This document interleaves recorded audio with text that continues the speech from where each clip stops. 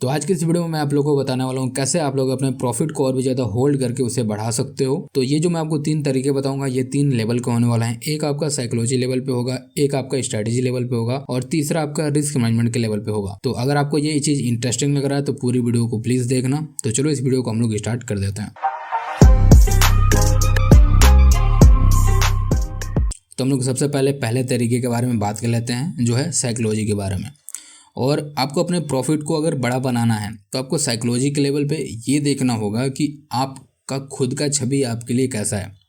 क्या आप ट्रेड लेने के बाद बीच में निकल जाते हो या स्टॉप लॉस हिट होने से पहले ही निकल जाते हो, ये सोच के कि जब लॉस होना ही है तो बड़ा क्यों दे, अभी ही निकल जाते हैं, थोड़ा बहुत प्रॉफिट बच जाएगा, ठीक है, नुकसान कम हो जाएगा। तो अगर आपका माइंडसेट इस तरीके का है तो इसमें कोई बुरी बात नहीं है, बस अभी आप बिगनर वाले लेवल पे हो। तो आपको ऐसा माइंडसेट बनाना है कि अगर मैं एक बार ट्रेड लिया हूँ तो मैं कुछ सोच समझ के लिया हूँ, तो अब नहीं तो मैं अपना टारगेट दूंगा, नहीं तो अपना स्टॉप लॉस दूंगा। बीच में कुछ एडजस्टमेंट मुझे करना पड़ सकता है तो वो मैं ऐसे ऐसे करूँगा। ये आपको इतना पहले से पता होना चाहिए। अब इसमें आप और क्या ऐड ऑन कर सकते हो साइकोलॉजी के लेवल पे, अब वो बात करते हैं। जैसे देखो, आपका सेल्फ कॉन्फिडेंस ही आपको ट्रेड में बनाए रख सकता है। सेल्फ कॉन्फिडेंस का मतलब कि जैसे 2 तरीके के लोग होते हैं, एक जो अपनी बात कहते हैं उस पर टिके रहते हैं, दूसरे वो जो बात कहते हैं पर उससे पलट जाते हैं।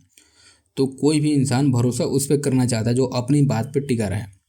आपको लॉस हो जाएगा उससे दिक्कत नहीं है, कैपिटल आप दोबारा से ला सकते हो, थोड़ा बहुत छोटा सा लॉस होगा आप उसे एडजस्ट कर सकते हो। पर अगर मनोबल टूट जाएगा अपने ही प्रति कि अबे यार मेरा ट्रेडिंग में कुछ नहीं हो सकता, मैं बीच से ही निकल जाता हूँ, मुझे समझ में नहीं आता है, घबराहट होने लगता है, तो ये जो चीज़ें हैं ये आपको कमज़ोर बनाती हैं। तो ऐसे सब थॉट्स मन में लाने ही नहीं है। और इसका मतलब ये भी नहीं है कि आपको अड़ियल बन जाना है। जैसे मैंने कुछ लोगों को देखा है कि वो कुछ पार्टी को लेके एकदम मतलब हार्डकोर वाले फ़ैन होते हैं कि अगर किसी ने इस पार्टी के बारे में कुछ बोल दिया तो लड़ने झगड़ने के लिए तैयार हो जाते हैं। या वैसे ही लोगों के साथ होता है कि अगर इस सेलिब्रिटी के बारे में अगर कोई कुछ बोलेगा तो मैं उसके लिए लड़ने झगड़ने के लिए तैयार हो जाऊँगा, ठीक है। तो ये चीज़ आपको नहीं रखना। मेन चीज़ सबसे ऊपर है कि मार्केट में फ़ायदे के लिए काम कर रहा है, ठीक है। मैं आपको एग्जांपल देता हूँ, शायद आप लोग रिलेट करो, समझ पाओ। मैं हिप हॉप सुनता हूँ, उसमें मैं रफ्तार को भी सुनता हूँ, एमिवे को भी सुनता हूँ, कृष्णा को भी सुनता हूँ। तो अब दिक्कत क्या है कि एमिवे, कृष्णा, रफ्तार इन तीनों में मतलब बनती नहीं है। तो दिक्कत ये है कि जब इनका बीफ चल रहा था तो उस समय पे बहुत लोगों का ये था कि कुछ लोग एमिवे को सपोर्ट करते थे, कुछ लोग रफ्तार या कृष्णा को सपोर्ट करते थे। और मेरा इस पर टेक यह था कि यार ये सिंगर हैं, ये रैपर हैं, इनका काम है गाना, मैं दोनों के गानों सुनूंगा, जब मुझे जिसका अच्छा लगेगा मैं उसका सुनूंगा। कोई भी मेरा सगा नहीं है, कोई भी मेरा घर का नहीं है, ये सिंगर हैं, इनका काम है गाना, मैं इनके गाने इसलिए सुना हूँ क्योंकि मुझे सुनने में अच्छा लगता है। इससे अलावा इनके पर्सनल लाइफ में क्या चल रहा है, ये क्यों ऐसा बोल रहे हैं, उससे मुझे फ़र्क नहीं पड़ता है। वैसे ही कुछ लोग गाड़ियों के लेके होता है कि यार ये गाड़ी चाहिए या इस कंपनी का सामान चाहिए। मेरा है कि मेरी ज़रूरत पूरी होनी चाहिए, चाहे वो किसी भी कंपनी का सामान हो, चाहे कोई भी गाड़ी हो, ठीक है। बस जो मेन मोटो है वो आपका क्लियर होना चाहिए, ठीक है। बीच में फंसना नहीं है कि मैंने ट्रेड लिया था, मैं कैसे गलत हो गया या मैं क्यों निकलूँ इसमें से। जब मैंने लिया है तो ये जाएगा, मैंने इतना टाइम, अपना इतना पैसा, इतना दिन मैंने इसमें इन्वेस्ट किया है तो ये जाएगा तभी मैं निकलूँगा। ये वाले काम नहीं करना है। आपको रूड भी नहीं होना है और साथ में अपने सेल्फ कॉन्फिडेंस के साथ भी कॉम्प्रोमाइज़ नहीं करना है। बीच में आपको रहना है कि यार देखो मेरा मेन मोटो है प्रॉफिट बनाना, अगर उसके हिसाब से, अगर उसके लिए मुझे एडजस्टमेंट करना पड़ेगा तो मैं वो करूँगा। पर मुझे लग रहा है या ऐसा हो सकता है या किसी दूसरे ने कुछ बोल दिया, मैंने कुछ सोशल मीडिया पर देख लिया, तो इन सब चीज़ों को नहीं करना है। फिर आप हल्के में आ जाओगे, ठीक है। हल्के लोग की ज़्यादा रिस्पेक्ट नहीं होता है, हल्का नहीं बनना है, साइकोलॉजी को अपने टफ रखना है, ठीक है। किसी की तरह बनने की ज़रूरत नहीं है, आप खुद में ही बहुत काफ़ी हो। इस तरह से अपना माइंडसेट रखना है कि जो मैं जानता हूँ, जो मैंने सोच समझ के ट्रेड लिया है वो मैंने सही लिया है। गलत होऊंगा खुद मेरा स्टॉप हो जाएगा, सही होऊंगा खुद मेरा टारगेट आ जाएगा। सिंपल, बस इतना ही माइंडसेट रखना है आपको, ऐसा ही माइंडसेट आपको बना के रखना है। और जो हमारा दूसरा पॉइंट था वो था स्ट्रेटजी, कि आपके पास कैसी स्ट्रेटजी है, कि वो आपकी खुद की स्ट्रेटजी है, किसी दूसरे की स्ट्रेटजी है, इससे फ़र्क नहीं पड़ता है। फ़र्क इससे पड़ता है कि आपने उस पर कितना ज़्यादा टाइम दिया। अब जैसे मैं मेरे स्ट्रेटजी के ऊपर घमंड करता हूँ, मेरा उस पर घमंड है कि मेरे लिए मेरी स्ट्रेटजी बेस्ट है, चाहे सामने वाला भतेरो स्ट्रेटजी बता दे, उसके भतेरो फ़ायदे बता दे, मुझे उससे फ़र्क नहीं पड़ता। एक एग्जांपल से बात को समझते हैं।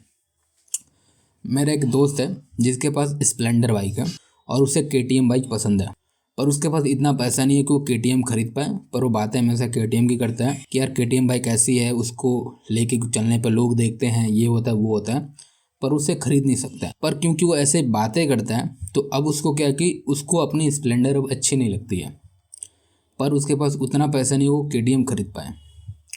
और दूसरी तरफ मेरे पास डिस्कवर है 110 सीसी की, जो मुझे घर से मार्केट वही मैं लेके जाता हूँ आता हूँ।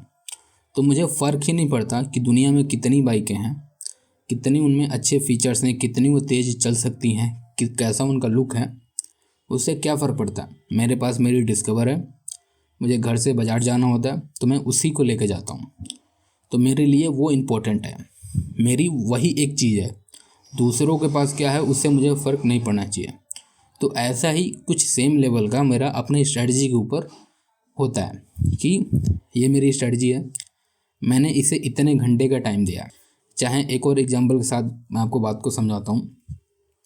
जैसे जो मसाले होते हैं, उन्हीं मसालों का यूज करके घर में मम्मी खाना बनाती है, उनमें स्वाद होता है, और उन्हीं मसालों को यूज करके हॉस्टल में भी खाना बनाया जाता है, उनमें स्वाद नहीं होता, वो फीके होते हैं। स्ट्रेटजी भी उसी प्रकार से होती है कि वो स्ट्रेटजी कौन यूज कर रहा है उस पर डिपेंड करता है, वो उस स्ट्रेटजी के बारे में कितना समझता है, कितना पता है उसको स्ट्रेटजी के बारे में, कितना उसने उसके ऊपर काम किया है। जैसे आप किसी की भी स्ट्रेटजी यूज करो, अगर आप उस पर 100 घंटे अपने दे चुके हो, 100-150 घंटे आपने उस स्ट्रेटजी को प्रैक्टिस करने में दे चुके हैं, तब बोल सकते हो कि आप बिगनर लेवल से तो ऊपर उठ चुके हो। यानी कि अब आप उस स्ट्रेटजी पे घमंड कर सकते हो मेरी तरह कि यार ये देखो मेरी स्ट्रेटजी है, मैं इसके साथ कंफर्टेबल हूँ, कि मुझे समझ में आता है कब जो मैं ट्रेड लिया हूँ ये ट्रेड प्रॉफिट में जाएगा, लॉस में जाएगा, क्या होगा वो मुझे समझ में आता है। एग्जाम्पल के तौर पे ये जो चार्ट इतने समय से आप लोग के सामने स्क्रीन पर लगा है और हम लोग सिर्फ बातें किए जा रहे हैं, तो अगर आप लोग इसी को देखते हो तो इसमें हमारा ट्रेड बना था 19 दिसंबर 9:15 पहले ही कैंडल पे हमने एंटर लिया था, क्योंकि ये गैप अप खुला, ऊपर गया, इसमें 8% का स्टॉप लॉस था, 24% का टारगेट है, और ये पूरा दिसंबर ऑलमोस्ट 24 जनवरी तक ये हमारा लॉस में था, ओवरऑल लॉस में था। यहाँ के बाद ये फिर यहाँ से थोड़ा बढ़ना शुरू हुआ, फिर थोड़ा नीचे, फिर थोड़ा ऊपर, अब कहीं जाके ये फिर एक हमें डिसेंट सा प्रॉफिट दे रहा है। मतलब कि ऑलमोस्ट आप देखोगे तो 20 तारीख तक तो ये लॉस में था, ऑलमोस्ट 1 महीना 20 दिन लॉस में होने के बाद फिर मैं अब कहीं जाके इसमें ऑलमोस्ट कुछ ही समय में हमें यहाँ इसमें 50% हमारा हिट हो जाएगा, तो हम इसमें से अपना 50% प्रॉफिट बुक कर लेंगे।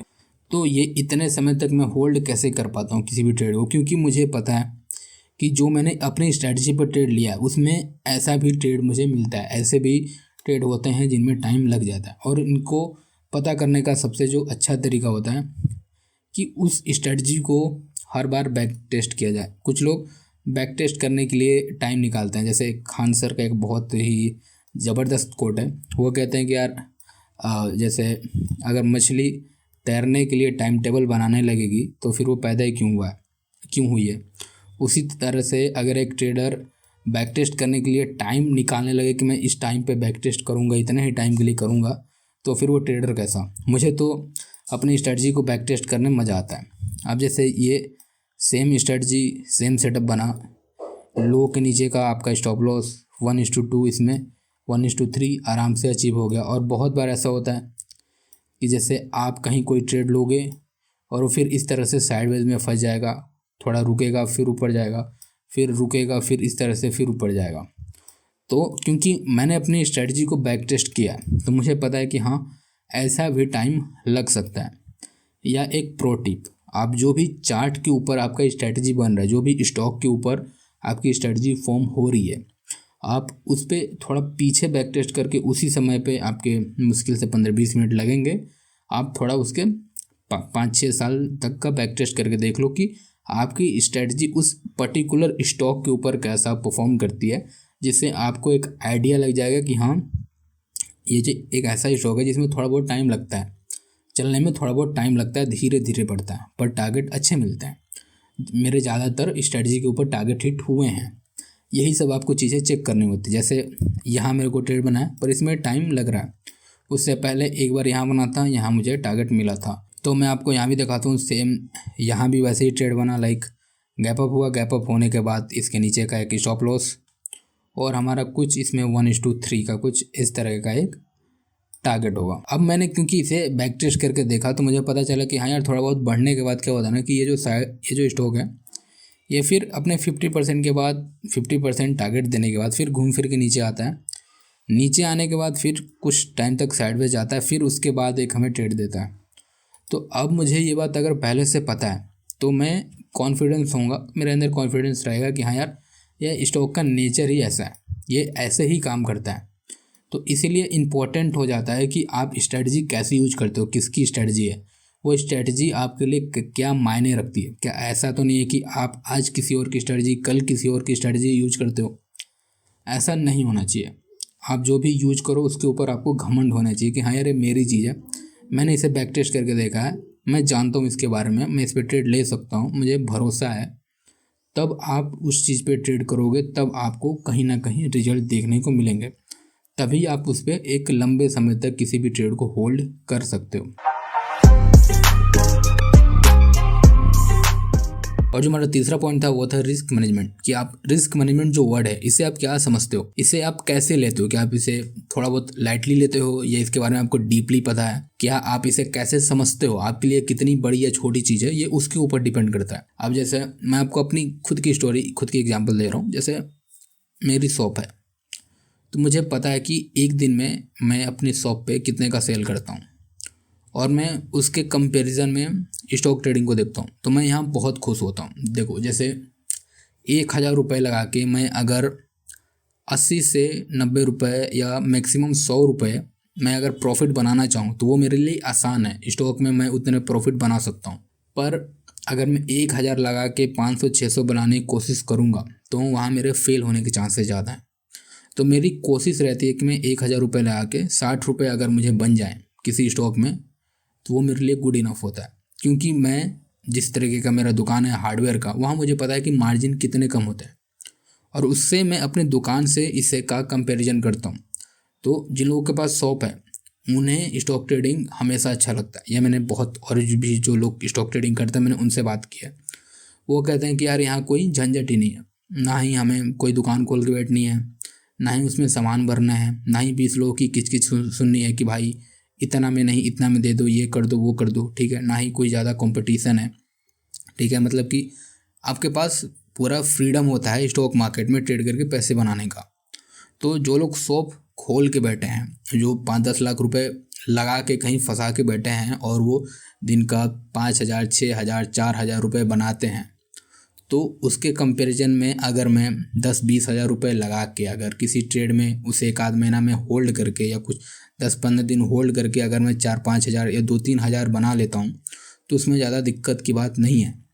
पर लोगों को ये बात समझ में नहीं आता, क्योंकि जो लोग आते हैं उनका सीधा जो एक्सपीरियंस आता है वो किसी के वीडियो से आता है कि यार, या ऑप्शन के वीडियो से आता है, ऑप्शन ट्रेडिंग के वीडियो देख के आता है कि यहाँ का तो ऑप्शन डबल हो गया, 4 गुना हो गया, 5 गुना हो गया कुछ ही समय में, कुछ मिनटों के अंदर।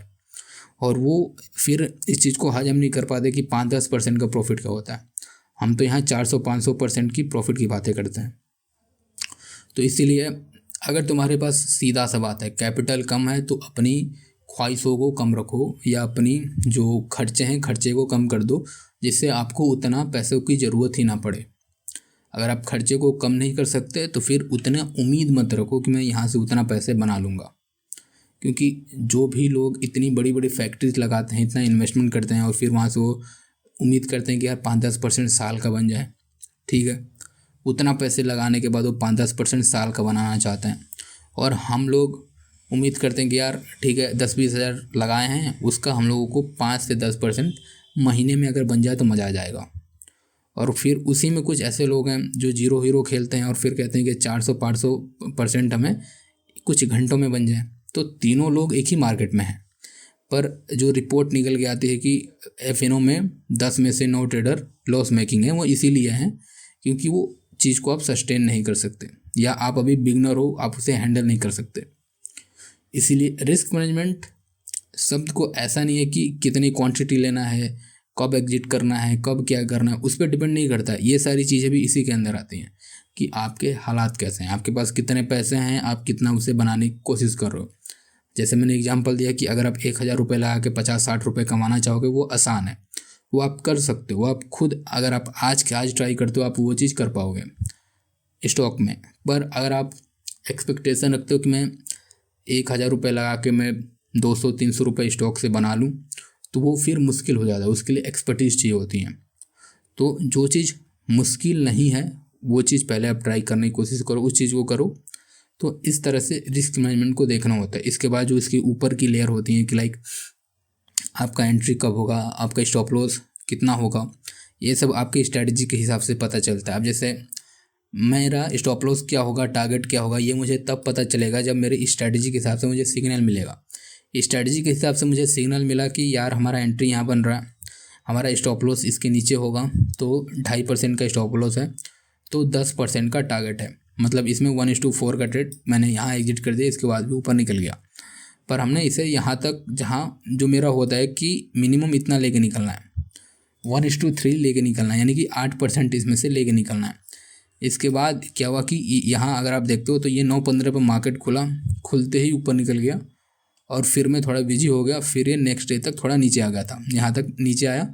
फिर अगले दिन मैंने वेट किया 1-2 दिन, फिर गैप अप खुला, फिर ऊपर ही निकल गया। तो मैंने उसके हिसाब से 1:4 पे इसे बेचा। बट कहने की बात यह है कि ये सब जो स्ट्रेटजी और जो रिस्क मैनेजमेंट होता है वो एक ही साथ कनेक्टेड होता है। ये सब मुझे तब पता चलता है, मैं इसके अकॉर्डिंग कैसे मुझे रिस्क मैनेजमेंट रखना है। अब मैं वो निकालूंगा कि मैं अगर मेरा 2.5% का स्टॉप लॉस बन रहा है तो मैं सिर्फ इतनी क्वांटिटी ही ट्रेड इसमें कर सकता हूँ। या अगर मेरा 50% अगर मुझे प्रॉफिट मिलने लगे तो मैं कैसे, क्या मैं अपना 50% टारगेट पे मतलब प्रॉफिट पे कुछ हिस्सा बुक कर लूँ या छोड़ दूँ। जैसे अगर आप देखते हो यहाँ एंट्री हुआ, यहाँ तक इसका 50% पे गया, यहाँ से ये पूरा रिवर्स आ गया। तो बहुत लोग क्या करते हैं, यहाँ आधा नहीं बेचते, वो पूरा कहीं इधर ला के बेच देते हैं कि यार पूरा प्रॉफिट कम हो ही गया, अब क्या करना है, बेच के निकल जाते हैं। पर फिर क्या हुआ, फिर घूम फिर के आपको टारगेट दे गया और उससे भी ज़्यादा निकल गया। ठीक है, तो इसीलिए आपके क्या तरीके हैं, क्या मेथड हैं, आप रिस्क मैनेजमेंट के लिए किसे फॉलो करते हो, किसकी चीज़ें सुनते हो, समझते हो, या कुछ आपने अपने लिए खुद का ही बना रखा है, वो चीज़ काफ़ी इम्पोर्टेंट हो जाता है कि आप लोगों को रिस्क मैनेजमेंट का मतलब क्या लगता है, उसके लिए आपने क्या क्या चीज़ें अपने लिए बना रखी। मतलब रिस्क मैनेजमेंट एक औजार है जो आपको प्रोटेक्ट करता है। ठीक है, उसके लिए आपके पास कुछ ना कुछ खुद का होना चाहिए, या किसी और का हो पर होना चाहिए, किसी और का तरीका, मेथड, कुछ ना कुछ आपके पास होना चाहिए। इसीलिए रिस्क मैनेजमेंट इंपॉर्टेंट हो जाता है। मेरे पास सिर्फ यही 3 तरीके हैं जिन्हें मैं फॉलो करता हूँ अपने प्रॉफिटेबल ट्रेड को और भी ज़्यादा होल्ड करने के लिए। अगर आपके पास इसके अलावा कोई और तरीका है तो आप उसे कमेंट में शेयर कर सकते हो। और अगर आपको कोई एक ऐसा वीडियो चाहिए जिसमें आप अपने साइकोलॉजी को थोड़ा और सही कर सको, तो ये जो स्क्रीन के सामने वीडियो आ रहा है आप इसे देख सकते हो।